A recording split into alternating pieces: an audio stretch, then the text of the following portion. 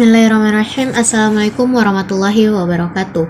Perkenalkan, nama saya Sri Kandisa Zahrani, NIM A25121016 dari kelas C, Prodi Pendidikan Kimia Universitas Tadulako.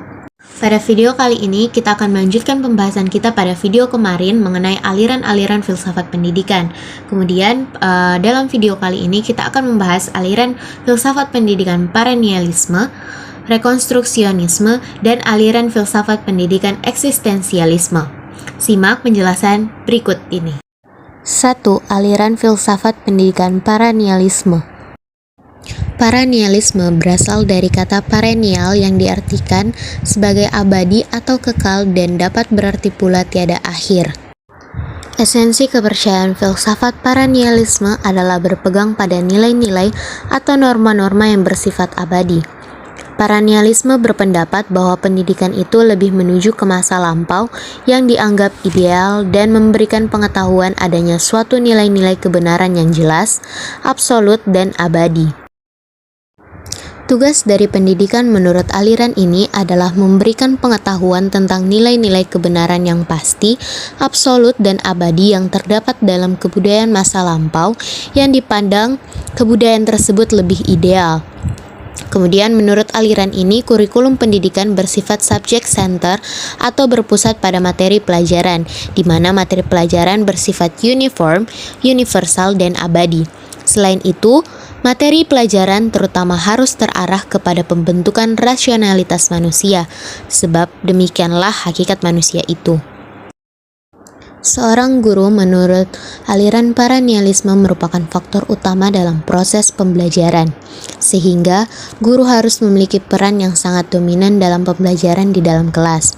Guru juga harus menyiapkan segala sesuatunya, maka guru harus menguasai semua cabang ilmu dan bertugas membimbing diskusi yang akan memudahkan siswa dalam menyimpulkan kebenaran yang tepat tanpa celah, serta guru merupakan seorang yang memiliki otoritas dalam bidang pengetahuan dan keahliannya yang tidak diragukan lagi.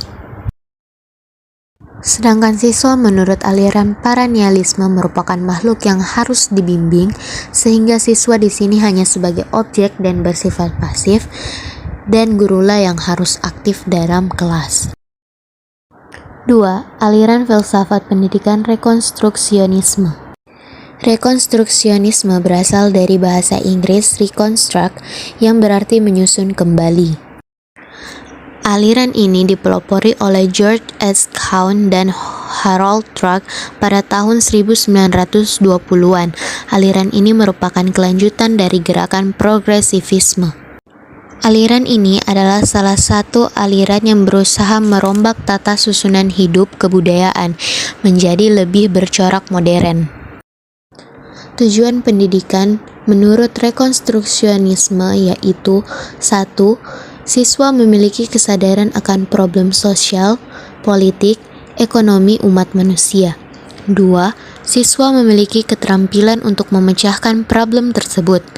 3. Membangun tatanan masyarakat yang baru.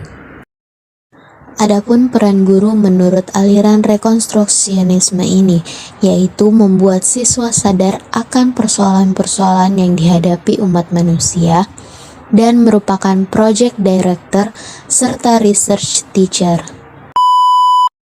Yang ketiga, aliran filsafat pendidikan eksistensialisme. Eksistensialisme adalah studi filsafat yang berkonsentrasi pada penemuan diri dan makna dari hidup melalui kebebasan berkehendak, pilihan, dan tanggung jawab personal. Para eksistensialis mempercayai bahwa seseorang harus memilih dan bertanggung jawab tanpa bantuan hukum, aturan, atau tradisi, sehingga aliran ini beranggapan bahwa kebenaran itu relatif yang dapat berubah pada lain waktu. Manusia memiliki kebebasan untuk memilih, namun menentukan pilihan-pilihan di antara pilihan-pilihan yang terbaik adalah yang paling sulit. Tujuan pendidikan menurut eksistensialisme adalah untuk mendorong setiap individu agar mampu mengembangkan semua potensinya untuk pemenuhan diri. Selain itu, Menjadikan sekolah sebagai tempat yang memberikan kebebasan serta tidak mengekang dan membelenggu keinginan atau kebutuhan siswa juga merupakan tujuan pendidikan menurut aliran filsafat ini. Kurikulum yang ideal menurut eksistensialisme adalah kurikulum yang memberikan para siswa kebebasan individual yang luas dan mensyaratkan mereka untuk mengajukan pertanyaan-pertanyaan, melaksanakan pencarian-pencarian mereka sendiri, dan menarik kesimpulan-kesimpulan mereka sendiri. Kurikulum eksistensialisme memberikan perhatian yang besar terhadap humaniora dan seni. Eksistensialisme menolak apa yang disebut penonton teori. Oleh karena itu, sekolah harus mendorong pelajar untuk melakukan kegiatan-kegiatan yang dapat mengembangkan keterampilan yang dibutuhkan serta memperoleh pengetahuan yang diharapkan.